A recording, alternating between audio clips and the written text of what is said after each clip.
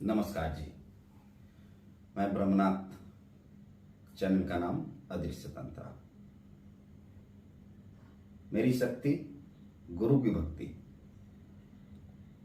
आज जो वीडियो बनाएंगे हम आपको बताएंगे अघोरी के बारे में कुछ और बातें। पहला वीडियो मैंने बनाया था अघोरी कौन है। आज मैं ये बताऊंगा कि अघोरी बनते कैसे हैं और ये अघोरी बनने के पीछे उनकी जो कठिनाई होती है, जो जर्नी होती है, वो सारी चीजें आपसे हम शेयर करेंगे। जाएंगे वीडियो में जरूर, ठीक है। लेकिन सबसे पहले हम ये आपको बता दें कि आज अघोर और अघोरी भी दुनिया में है, इस समाज में भी रहते हैं, हमारे साथ ही रहते हैं, आपके साथ भी रहते हैं। बस हम उनको पहचान नहीं पाते क्योंकि शायद आपका और हमारा वो नजर खत्म हो गया। तो चलते हैं वीडियो की तरफ।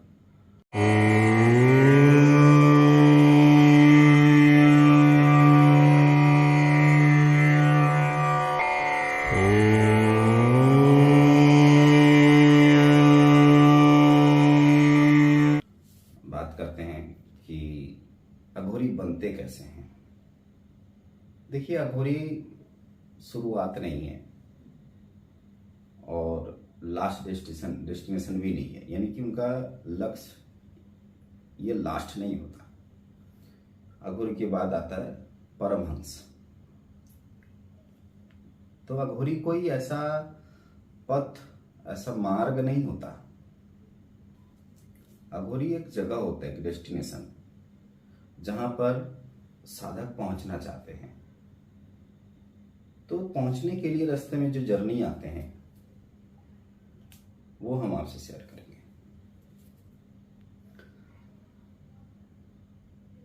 रास्ते बहुत कठिन होते हैं इनके। पहली बात, जो साधक, इनके गुरु होते हैं, अगर हम मेरी ही बात ले लेते हैं तो गुरु मिलने तक, जब तक गुरु मिलता नहीं तो हम तो भटकते रहते हैं, पहले खोजते रहते हैं। आज भी लोग खोजते हैं, खोजते रहते हैं, खोजते रहते हैं, खोजते रहते हैं। तो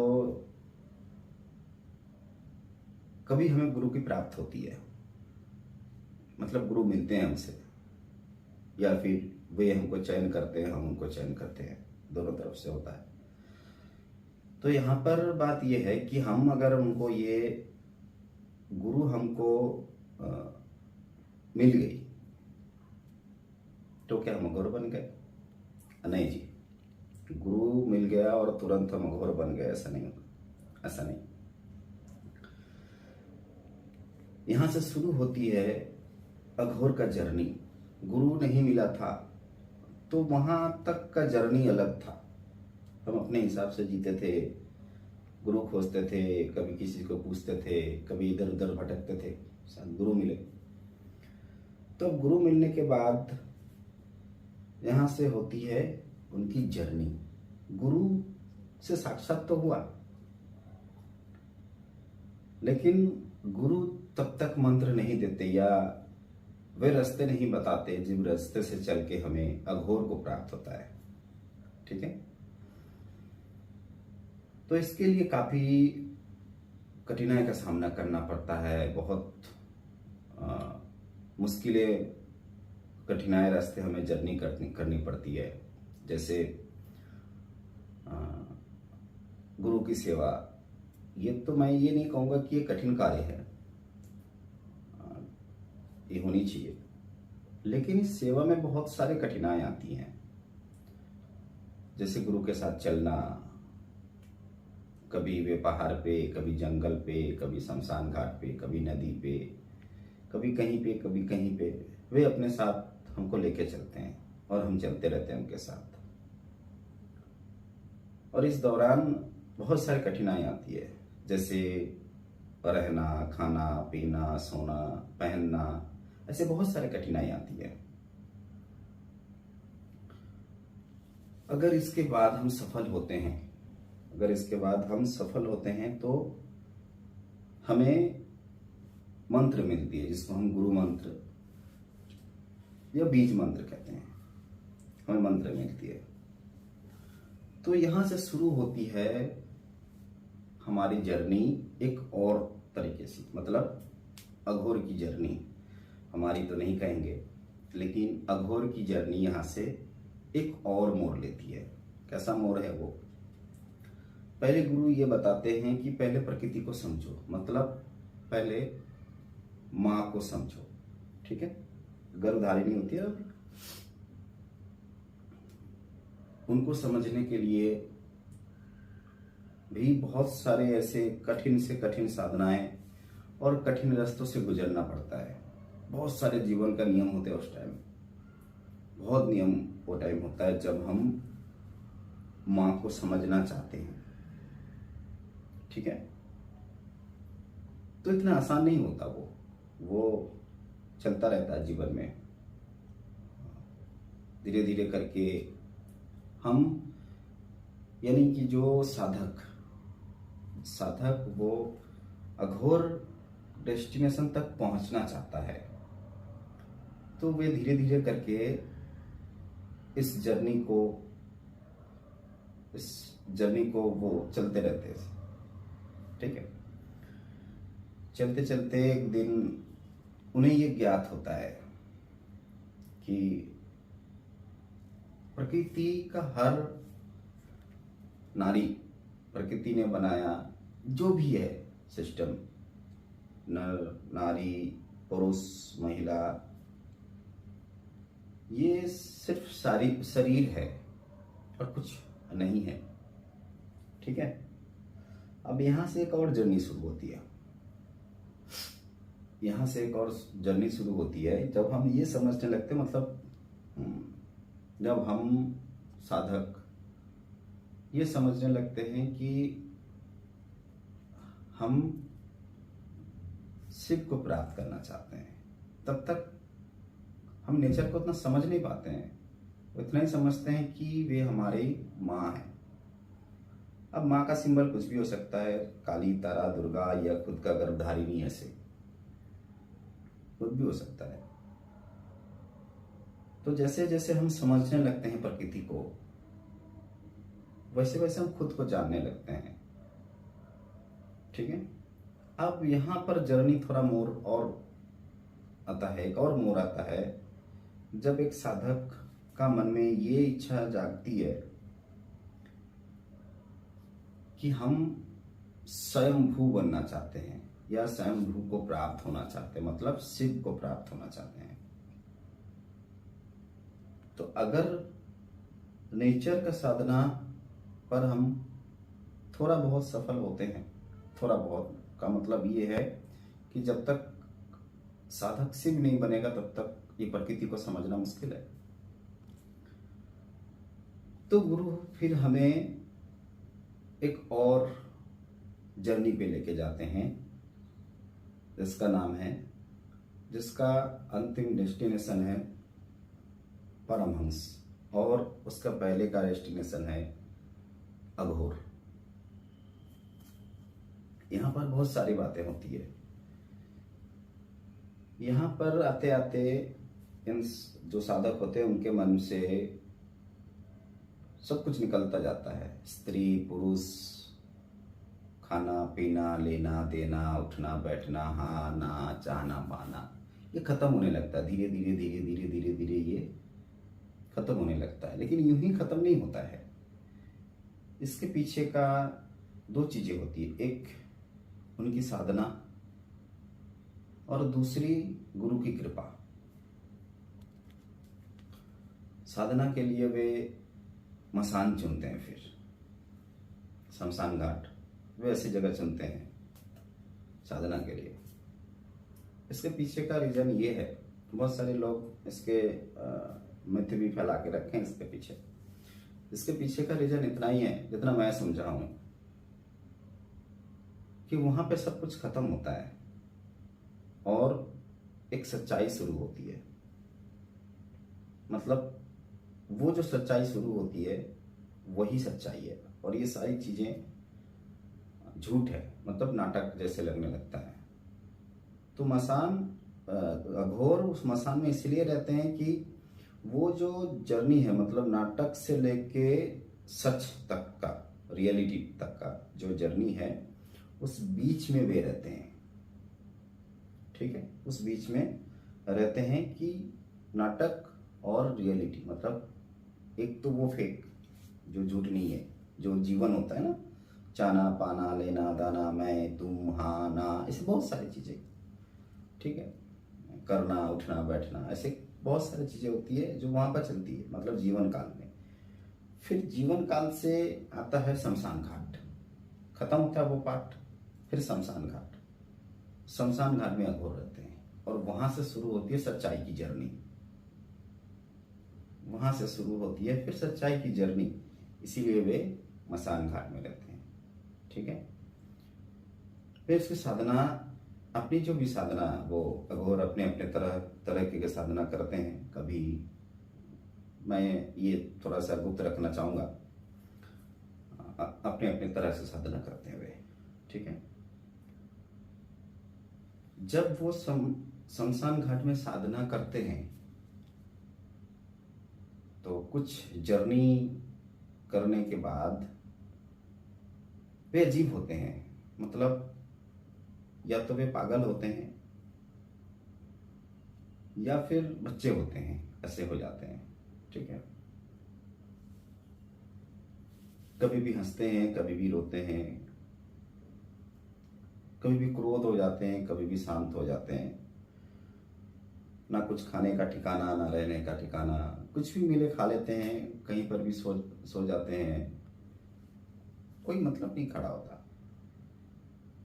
मलमूत्र तक भी वो नहीं छोड़ते। अब इसका कारण क्या है? इसका कारण है उनका अघोर डेस्टिनेशन तक पहुंच जाना।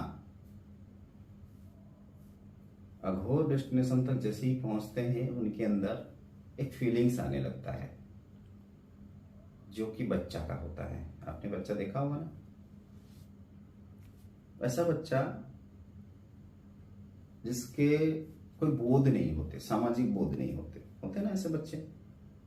हम आप जब छोटे थे तो सामाजिक बोध जब नहीं थे तो वैसे ही करते थे हम लोग। तो वे वही वो स्वभाव में आ जाते हैं, कपड़ा पहने नहीं पहने कोई मतलब नहीं खड़ा होता, नहाए नहीं नहाए, बहुत सारी चीजें इसके साथ चलती रहती है। अब यहां पर आती है कि समाज उसको तिरस्कार क्यों करती है। अघोर को अगर जानना है तो आपको ये सारी चीजें समझना होगा उनके जीवन काल में। पहली बात, अघोर कोई दीक्षा नहीं होता। बहुत सारे लोग अघोर दीक्षा करते हैं, अघोर दीक्षा, ऐसा नहीं होता है। अघोर कोई मार्ग नहीं होता, अघोर डेस्टिनेशन होता है। तो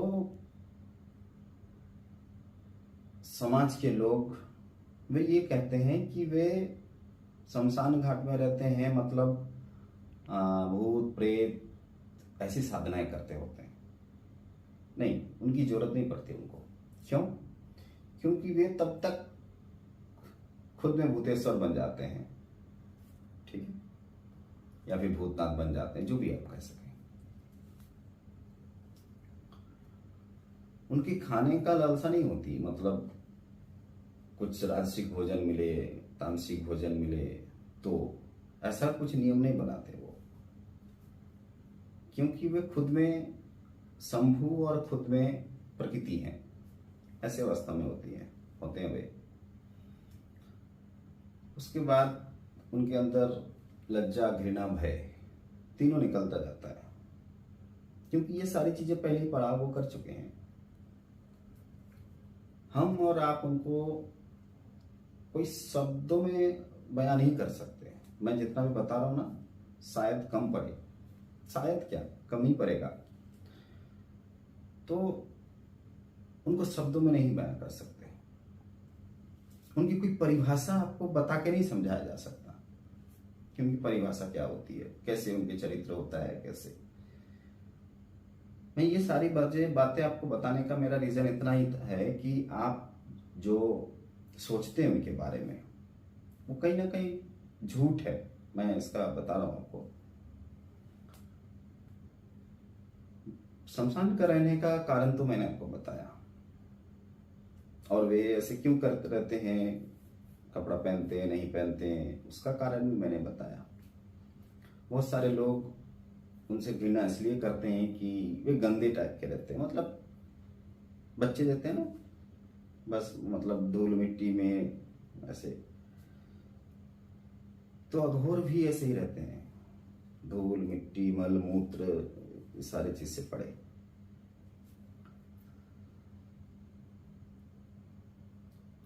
फिर अघोर के बारे में ये भी बताया जाता है कि ये पर स्त्री, मतलब दूसरे को स्त्री या फिर ऐसे कुछ भोग करते हैं। मैं ये बहुत कॉन्शियसली बताना चाहूंगा आप लोगों को कि अघोर को ये जरूरत नहीं पड़ती, क्योंकि वे खुद में अर्धनारीश्वर होते हैं। वो कभी भी चाहे तो अपना नारीश्वरत्व को बढ़ा सकते हैं, और चाहे तो वे पुरुष सत्ता को भी बढ़ा सकते हैं। इतनी क्षमता उनके अंदर होती है। अब आता है फिर ऐसा होता क्यों है। इसका पीछे का कुछ कारण है। हमारे समाज में कुछ ऐसे स्त्रियां भी हैं जो अपने स्वार्थ का डेफिनेशन अलग अलग होता है। कोई सिद्धि प्राप्त करना चाहती है, कोई उनसे जुड़ कर रहना चाहती है, कोई उनका जीवन लिखना चाहते हैं। तो अलग अलग स्वार्थ होता है। तो अलग अलग स्वार्थ के चलते वे महिलाएं अघोर से जुड़ते रहते हैं। ठीक है। और एक बात भी है कि पहले ऐसा होता था कि कोई अगर अघोर को देख लेते थे तो वे पुरुष हो या नारी हो, वे ये समझते थे कि हमारा जीवन धन्य हो गया। क्यों? क्योंकि अघोर खुद में शिव है। अगर अघोर किसी के घर में भिक्षा पात्र लेके पहुंच जाते थे तो वे बहुत उत्सुक होते थे, उत्फल होते थे, खुशी होते थे उनके मन में, क्योंकि वे ये मानते थे कि खुद शिव चल के हमारे घर पधारे हैं। तो इसके चलते बहुत सारे ऐसे महिलाएं हैं जो उनसे जुड़ते रहते हैं। प्रेम भाव या काम भाव, ये बहुत दूर की बात है। ये सोचना भी पड़े है अघोर के लिए। तो अधिकतर ये प्रेम भाव होता है। और एक बात मैं आपको हमेशा बताता हूं कि अघोर से बढ़ के प्रेमी आपको शायद पूरे संसार में ना मिले, क्योंकि वे खुद में प्रेम होते हैं। तो ये सारी जो जर्नी थी, ये एक साधक वो डेस्टिनेशन तक पहुंचना चाहता है जो अघोर है। उसके बाद वे परमहंस को प्राप्त करते हैं। लेकिन इतना जो मैंने आपको बताया उनका जर्नी, यहां पर भी गैप है। तो अगर आपको पूरी चाहिए इसकी जानकारी, मैं सिर्फ इतना नहीं बताऊंगा कि वे कौन सी साधना करते थे या करते हैं, नहीं बताऊंगा ये आपको, क्योंकि ये गुप्त है, नहीं बताया जा सकता। तो आगे वीडियो भी जरूर बनाएंगे आपके लिए, ताकि आप लोगों को ये समझ आए। बस आपको कमेंट बॉक्स में आना है और अपना सोच जो है वहाँ पर रखना है। ठीक है। तो चलिए आज के लिए इतना ही। आगे अगर आपका प्यार रहे तो इस विषय में फिर से बात करेंगे। नमस्कार जी। जय श्री महाकाल।